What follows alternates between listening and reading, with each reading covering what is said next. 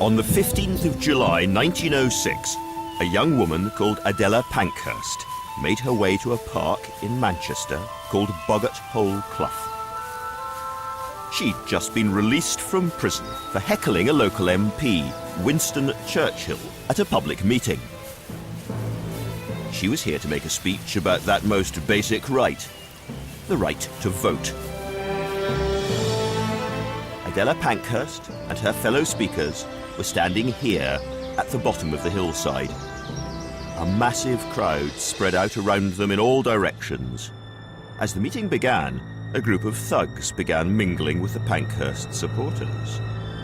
One of the speakers asked what the Tory cave dwellers and the medieval liberals were going to do about women's suffrage. The answer was a terrifying northern roar, and down the hill poured the men, many of them carrying sticks and coming straight for Adela.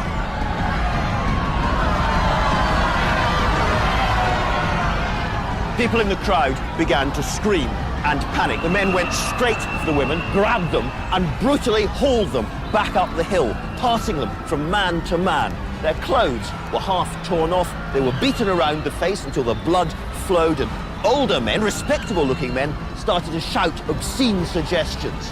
The mood of the crowd turned until they were roaring like savages.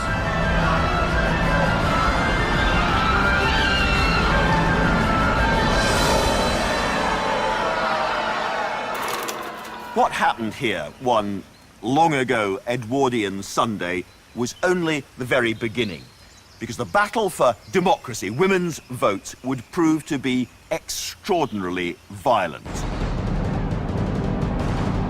And this was only one of the increasingly violent arguments about poverty, privilege and liberty that provided the soundtrack for Edwardian Britain.